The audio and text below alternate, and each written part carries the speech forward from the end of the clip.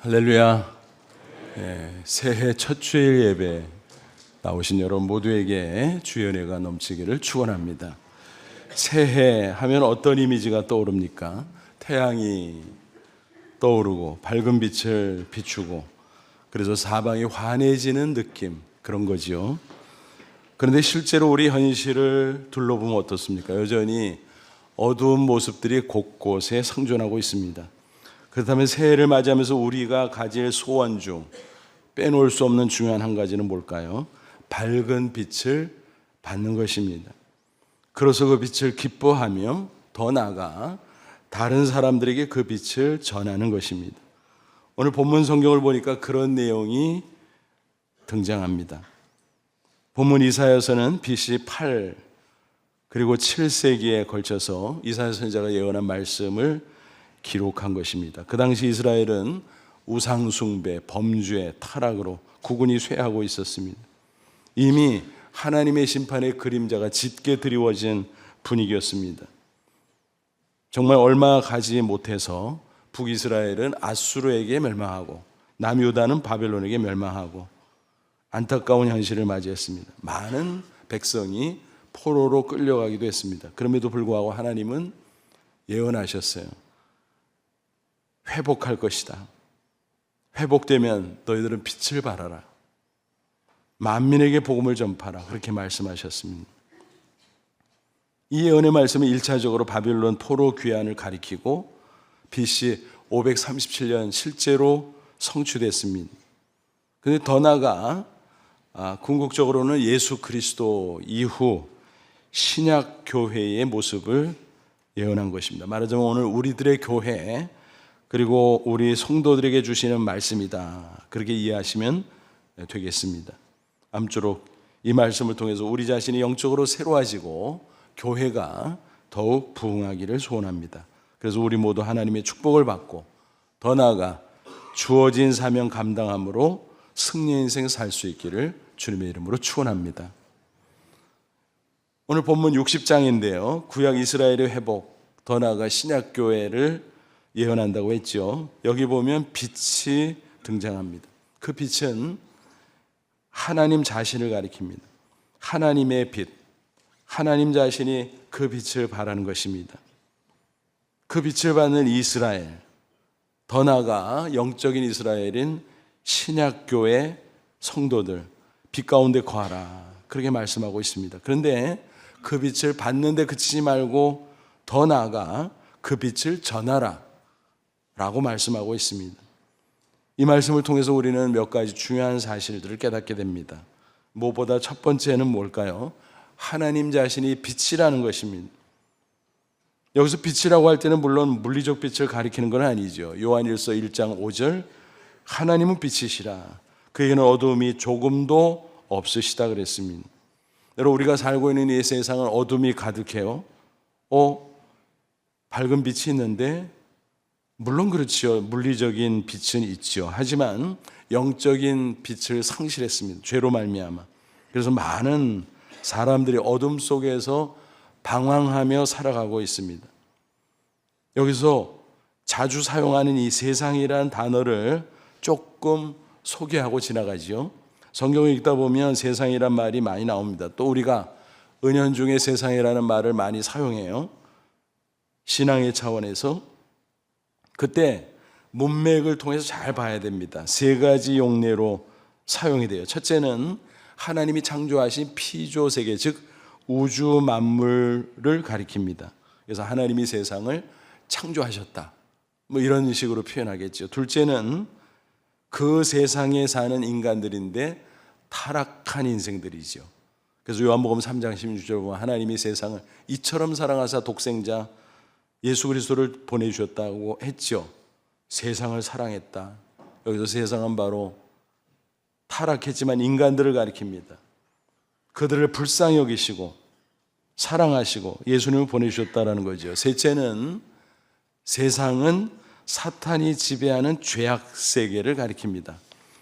그래서 야고보 4장 4절 같은 데 보면 세상과 벗이 되면 하나님과는 원수가 된다 그랬습니다. 또 요한일서 2장 같은 데 보면 세상을 사랑하지 말라 그랬어요. 하나님은 세상을 사랑해 놓으시고 우리더러는 세상을 사랑하지 말라 그래? 앞뒤가 안 맞잖아 라고 오해할 수 있는데, 이미 말씀드린 것처럼 똑같은 단어처럼 보이지만 용례가 달라요. 그래서 세상을 사랑하지 말라, 세상을 짝하고 사랑하면 하나님과 원수가 된다. 이때 세상은 바로 사탄이 지배하는 죄악 세상을 가리킨다. 그렇게 이해하시면 되겠습니다. 그리고 우리가 흔히 세상이라는 단어를 쓸 때는 이 세 가지를 혼용해서 사용합니다. 오늘 설교에서도 계속 세상 이 말을 사용할 텐데, 주로 죄악 세상, 그리고 이 세상에서 살아가고 있는 사람들, 두루두루 그렇게 사용이 될 겁니다. 감안하시면서 오늘 설교를 들으시면 좋겠습니다. 이 세상은 죄악 세계라 그랬어요. 그래서 어둠이 가득하지요. 물리적 어둠이 아니고 영적 어둠을 가리키는 것입니다. 성경에서 어둠을 이야기할 때 상징적인 표현입니다. 그래서 그 내용이 다양한데, 죄, 사망, 증오, 저주, 절망, 지옥, 이런 내용들을 어둠으로 표현하곤 합니다. 그 중에서 영원한 사망, 즉 지옥이지요. 이 지옥은 어둠의 나라입니다. 어둠이 꽉 차 있어요. 더 이상 빛을 얻을 수 있는 기회가 전혀 주어지지 않는 절대적인 어둠의 세계인 것입니다. 그래서 하나님께서는 어둠 속에서 방황하고 영원한 어둠의 나라로 떨어져가는 인생들을 불쌍히 여겨서 구원자로서 예수 그리스도를 이 세상에 보내셨다는 것입니다. 그분은 세상의 어둠을 이기는 참 빛이세요. 빛은 항상 어둠을 이기잖아요. 단 한 번도 어둠이 빛을 이기는 적은 없습니다. 물리적인 빛도 그렇죠. 영적인 빛인 예수 그리스도, 당연히 세상의 어둠을 이긴다는 사실입니다. 하나님이 빛이시니까 예수님도 당연히 빛이죠. 요한복음 1장 4절 5절, 그 안에 생명이 있었어요. 여기서 그는 말씀이신 예수님을 가리켜요. 예수님 안에 생명이 있었으니 이 생명은 사람들의 빛이라. 빛이 어둠의 빛이 돼 어둠이 깨닫지 못하더라. 그러니까 예수님이 빛인데 이 세상에 빛으로 오셨어요. 근데 안타깝게 세상의 어둠이 예수님을 깨닫지 못하고 알아보지를 못해. 너무너무 안타깝죠. 아니 빛인데 왜 알아보지 못해? 화난데? 라고 생각할 수 있지만, 여러분 물리적 세계에서도 시각장애인은 어때요? 그 앞에 아무리 환한 빛을 비춰도 느끼지 못합니다. 반응하지 못합니다. 그렇죠? 그와 마찬가지로 영적인 차원에서 예수님이 빛으로 오셨어도 죄로 말미암아 영안이 어두운 자들은 그 빛을 깨닫지를 못해요. 느끼지를 못해요. 반응하지도 못한다는 것입니다. 당연히 빛이신 예수님 앞에 돌아오지를 않습니다. 너무너무 안타까운 거죠. 그럼에도 불구하고 예수님은 각 사람에게 빛을 비춰주십니다. 요한복음 1장 9절, 참빛, 그 세상에 와서 각 사람에게 비치는 빛이 있었나니. 또 요한복음 8장 12절에 보면 예수님이 직접 말씀하셨어요. 나는 세상의 빛이니 나를 따르는 자는 어둠에 다니지 않냐고 생명의 빛을 얻으리라. 빛이신 예수님을 믿고 따라가면 생명의 빛을 얻는구나. 맞습니다. 영적인 빛입니다. 성경에서 이 빛은 여러 가지 내용을 담고 있습니다. 의, 사랑, 생명, 축복, 소망, 천국. 특별히 천국은 빛의 나라죠. 완전한 빛의 나라. 그런데 여러분 중요한 것은 뭘까요? 개인적인 믿음입니다. 아무리 예수님께서 세상에 빛으로 오셨다고 할지라도 그 빛으로 많은 축복을 우리에게 주시려고 한다고 할지라도 개인적으로 믿고 받아들이지 않으면 아무 소용이 없다는 것입니다. 물리적 세계하고 비교하면서 설명해도 가능할 것 같아요. 태양이 찬란한 빛을 비추어도 등지고 있으면 아무 소용이 없죠.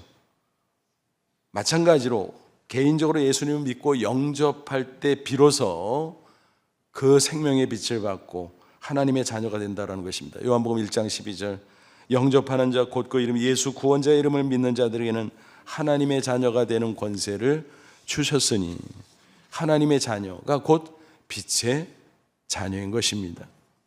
신분이죠. 모든 신분에는 잘 아시는 대로 양면성이 있잖아요. 특권이 있고 책임이 있고, 이게 동전의 앞뒷면과 항상 붙어 다니는 거예요. 또 축복과 사명, 그러니까 특권과 책임, 축복과 사명, 이 양면이 있다는 사실 꼭 기억하십시오. 먼저 빛의 자녀가 누리는 축복은 뭘까? 2절 말씀에 보니까 나와 있어요. 보라, 어둠이 땅을 덮을 것이며 캄캄함이 만민을 가리려니와. 여기서 어둠은 당연히 영적인 어둠이죠. 그래서 죄와 사망과 증오와 저주와 등등, 무지와 질병과 이런 등등, 그 어둠이 땅을 덮을 것이고 많은 사람들이 어둠 속에 있을 것이다. 그런데 오직 여호와께서 내 위에 임하실 것이며 그 영광이 내 위에 나타나리. 여기서 너는 시온, 예루살렘, 이스라엘, 더 나아가 신약교회 성도들을 가리킵니다. 내 위에 하나님이 빛이신 그분이 임할 거다. 그분의 영광이 나타날 것이다. 그러니까 어둠에서 벗어나도록 해준다는 거죠. 빛 가운데 거하도록 해준다는 거죠. 예수님께서 직접 빛의 자녀가 되는 것을 말씀해 주셨어요. 요한복음 12장 36절, 너에게 아직 빛이 있을 동안에 빛을 믿으라. 그러면 빛의 아들, 자녀가 되리라. 아직 빛이 있을 동안에 뭐예요? 빛이신 예수님 이 세상에 오셨잖아요. 근데 복음서 기준으로 할 때 잠시 계시다가 십자가 지고 부활 승천해서 떠나실 거잖아요. 그러니까 그 전에 속히 예수님을 믿으라. 그러면 빛의 자녀가 된다라는 것입니다. 오늘 우리에게도 동일합니다. 오늘날은 보혜사 성령으로 오신 예수 그리스도를 믿음으로 영접하면 우리는 빛의 자녀가 되는 것입니다. 이렇게 빛의 자녀가 되면 어떤 은혜를 받을 수 있을까요? 더 이상 어둠 가운데 방황하지 않지요. 요한복음 12장 46절, 나는 빛으로 세상에 왔나니 물은 나를 믿는 자는 어둠에 거하지 않게 하려 함이라. 어둠에서 구원받는 거구나. 어둠에서 벗어나서 이제는 빛 가운데 살아가는 것이구나. 맞습니다. 그러면 어둠에서 구원받고 벗어난다는 것은, 그리고 빛으로 가서 거한다는 것은 도대체 어떤 뜻일까? 몇 가지를 간단하게 요약해서 소개해드려요. 첫째는 사망의 어둠에서 벗어나 생명의 빛을 얻는 것입니다. 영생의 빛이죠. 성경 보면 죄의 삭슨 사망의 어둠 가운데 있을 수밖에 없다고 말합니다. 먼저 영적 사망, 육체적으로 멀쩡히 살아있어도 영원히 죄로 말미암아 하나님과 단절됨으로 은혜와 생명을 얻을 수가 없습니다. 공고하죠. 나중에는 육적 사망, 그리고 그 이후에 영원한 사망, 즉 지옥의 영원한 형벌을 당할 수밖에 없다라는 것입니다. 지옥은 영원한 사망의 장소예요. 어둠의 나라예요. 그곳에 가지 않고 빛으로 나아갈 수 있다는 거죠. 그래서 빛 가운데 있다는 것입니다.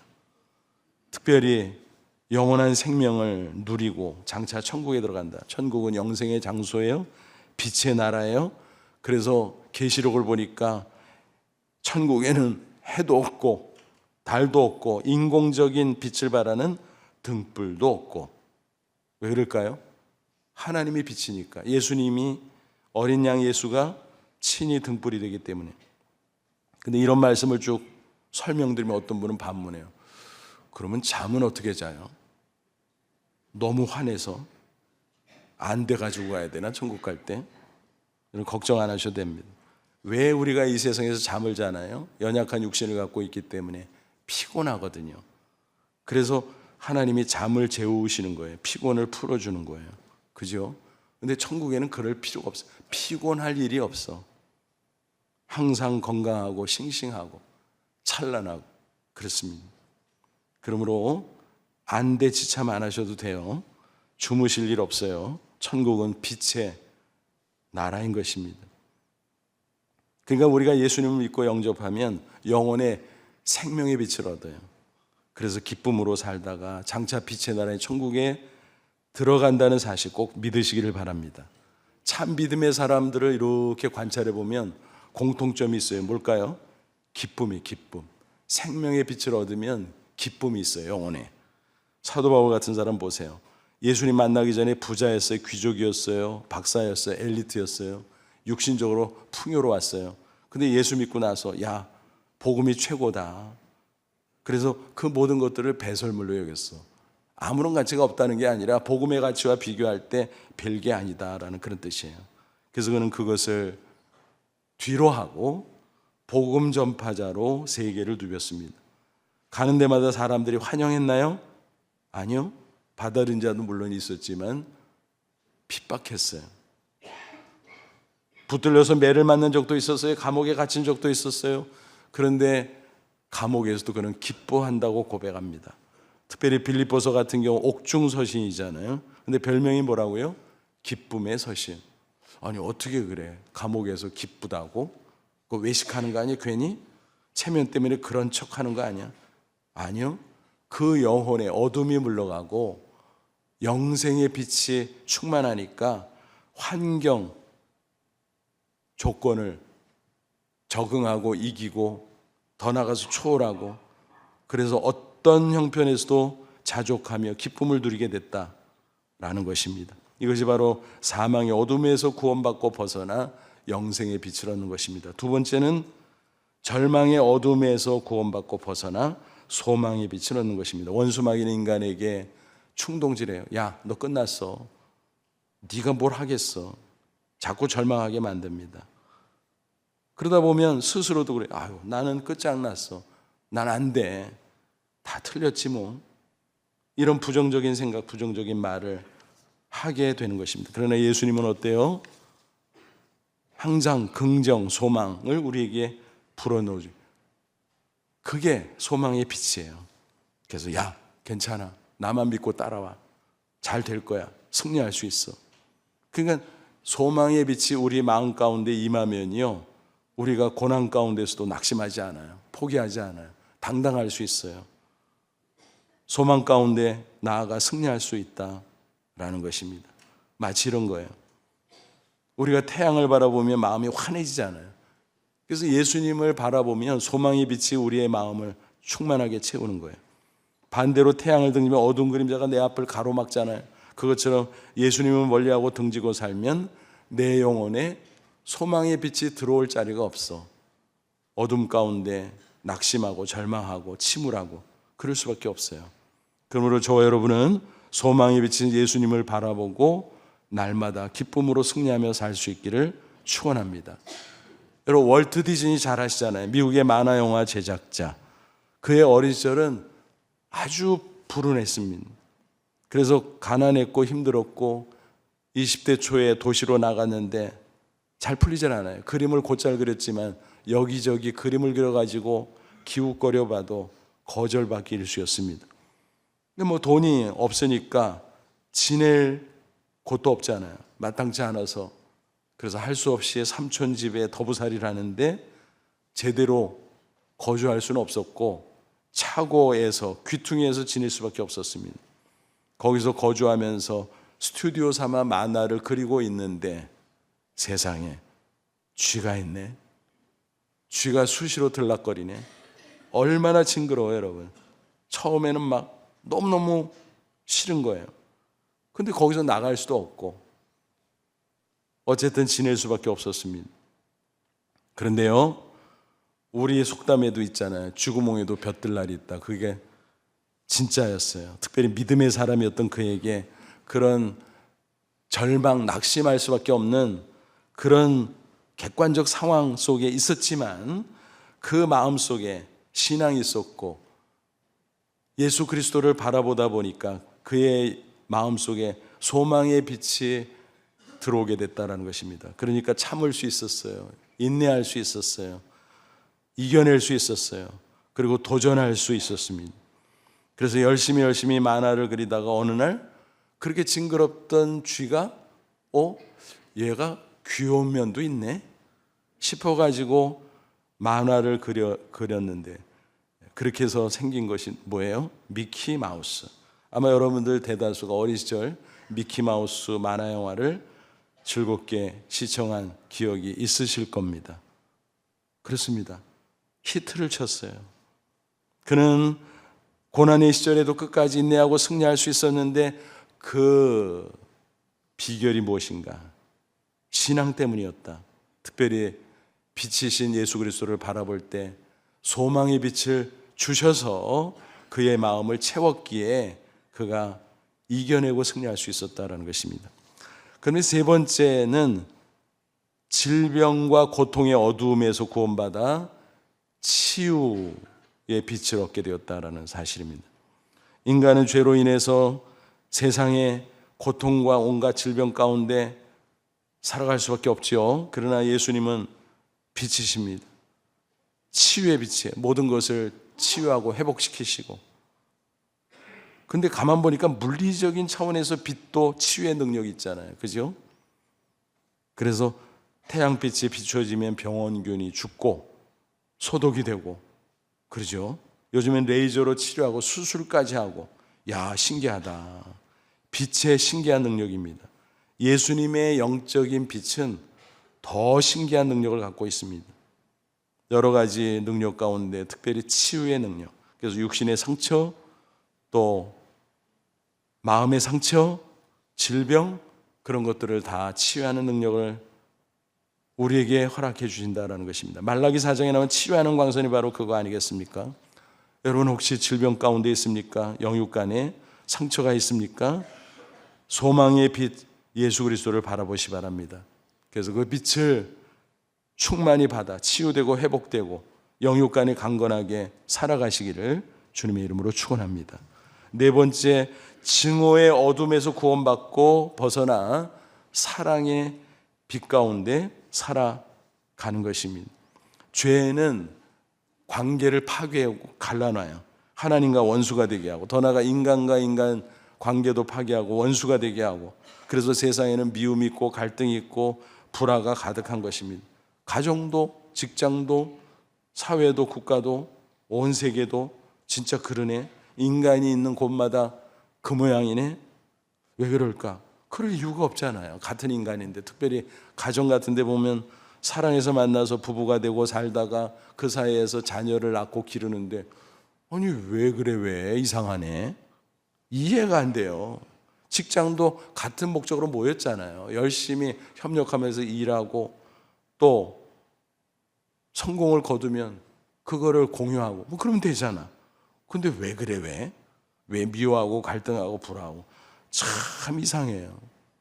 인간들이 같은 사회에서, 국가에서, 세계에서 공동체로 살아가는데 왜 그래, 왜?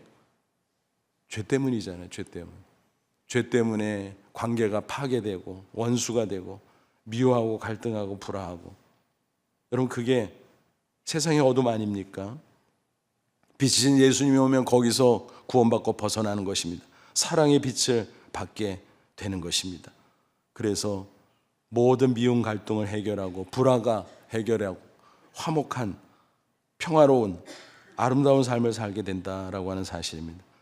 그럴 때 가정도 곳곳도 행복한 삶을 살아가게 되는 것입니다. 아무쪼록 예수님을 영혼 가운데 그리고 삶 가운데 모심으로 빛을 충만히 받으시기 바랍니다.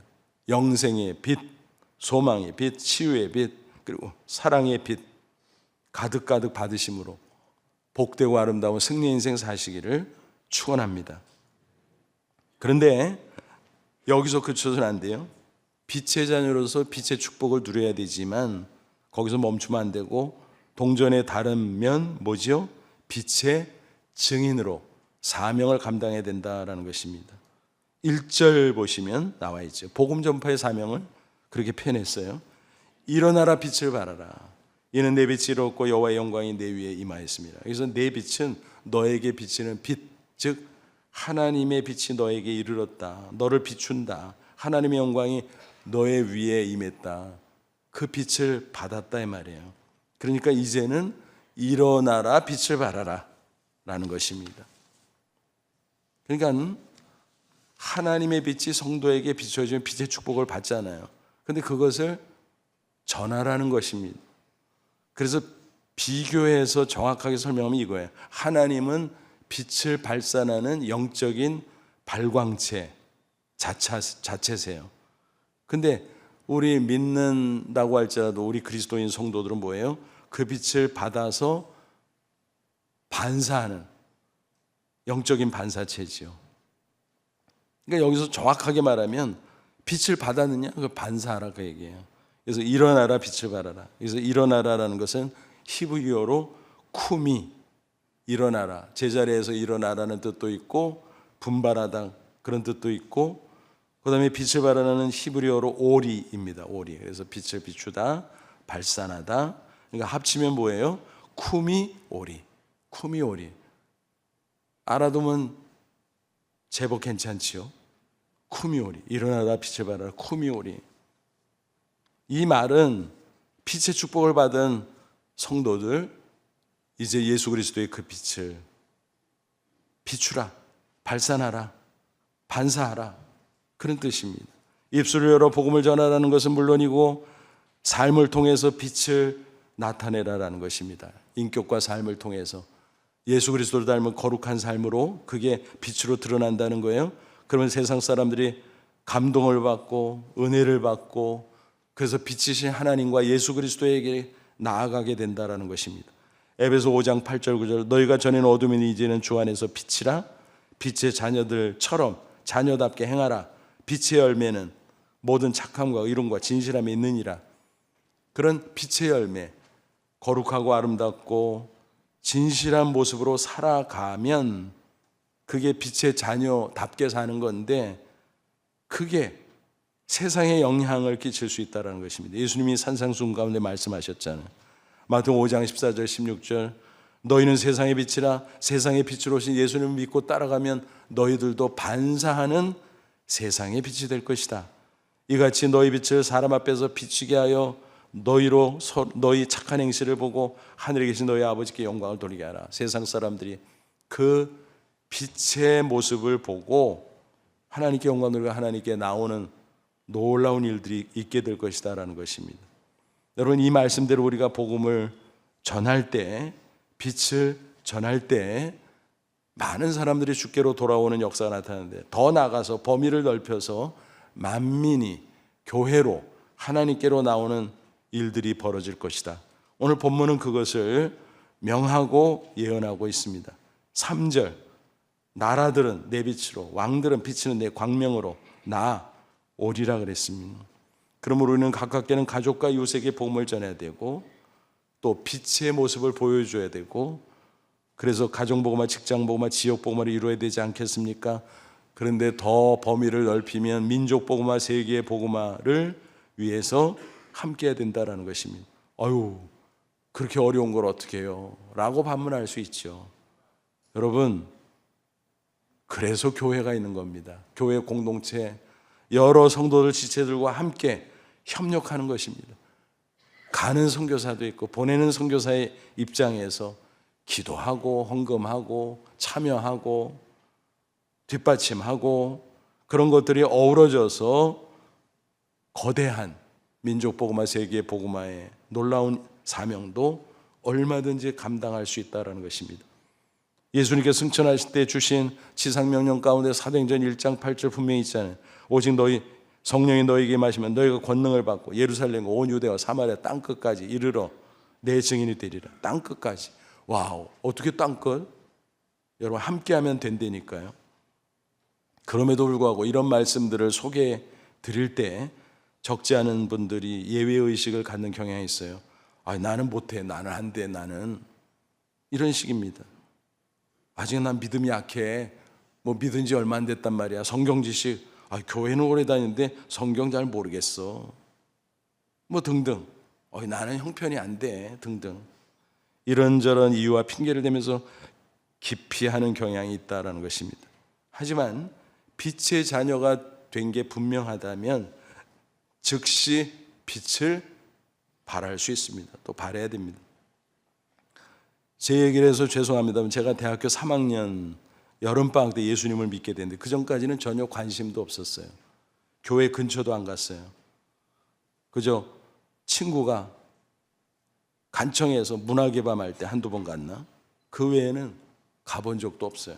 관심도 없었어요.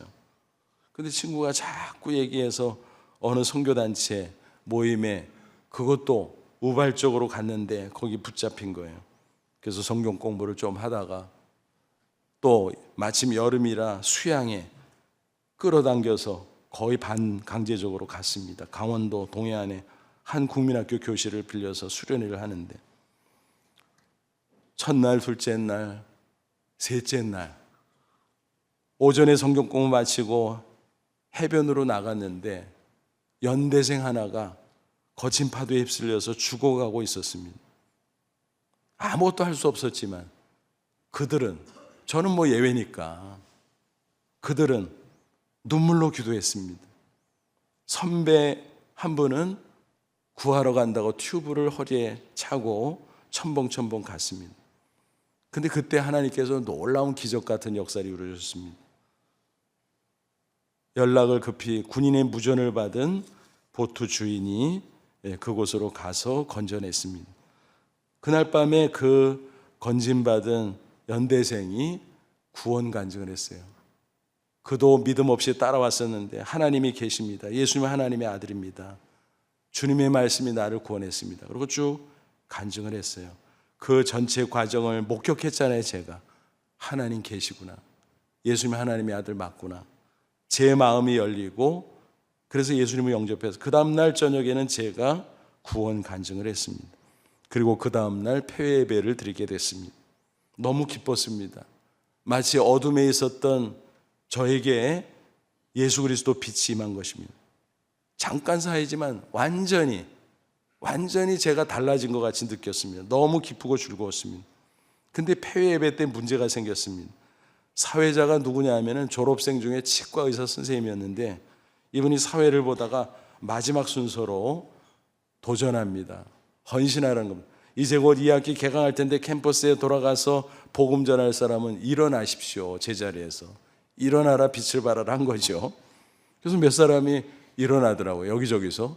근데 저는 어떻게 했을까요? 미쳤나 일어나게? 그저께 예수 믿고 어젯밤에 간증한 사람인데 그렇지 않아요? 아니 어떻게 내가 해? 말도 안 되지. 그래서 나랑은 상관없지 하고 가만히 있었어요. 그랬더니 그 치과 선생님이 제 이름을 부르는 거예요. 홍문수 형제 왜 안 일어나? 그런 거예요. 그래서 빤히 쳐다봤어요. 아니 저분이 왜 저래? 아니 내가 어젯밤에 간증한 거 못 봤어? 처음으로 예수님 믿게 됐다고? 아니 나한테 왜 저래? 근데 계속 그런 거예요. 일어나라고. 안 일어나니까 나중에는 질문하는 거예요. 양초에 불을 비치면 언제부터 빛을 발하냐? 즉시죠. 그랬더니 그러니까 즉시 하라고. 예수님 믿는다며 구원받고 영생을 얻었으면 그 속에 빛이 있는 거니까 빛을 발할 수 있는 거야. 순종하면 돼. 일어나 그러는 거예요. 그래서 끝내주질 않아요. 폐 예배가 끝나질 않아. 그 많은 사람들 앞에서. 그래서 할 수 없이 엉거주춤 일어났는데 그게 약속이 된 거죠.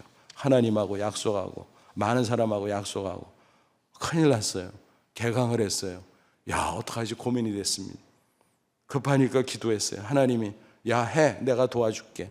CCC에서 나온 사형리 소책자를 가지고 공강 시간에 잔디밭 기웃거리고 빈 강의실 기웃거리고 한 사람이나 두 사람 있으면 찾아가 가지고 시간 좀 내줄 수 있어요. 제 주변 머리에. 근데 그때 70년 되니까 사람들이 지금보다 순수하고 또 기독교에 대해서 반감이 적어서 그런지 모르지만 응하는 사람들이 꽤 있었어요.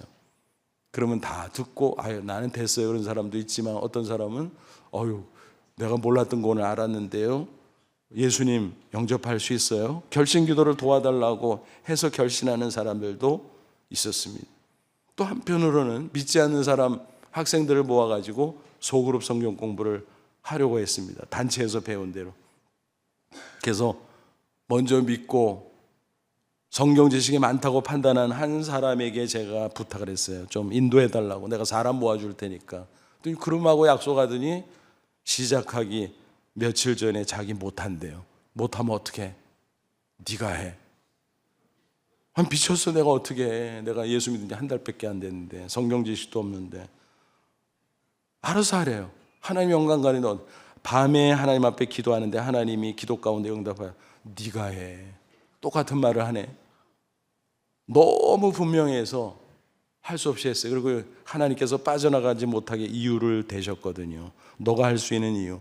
너는 요만큼 하는데 걔들은 하나도 몰라.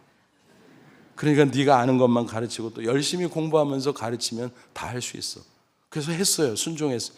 근데 너무 재밌는 거예요. 애들이요, 제가 실력파인 줄 알고 열심히 들어봐. 나중에 예수 믿는 애들도 생기고.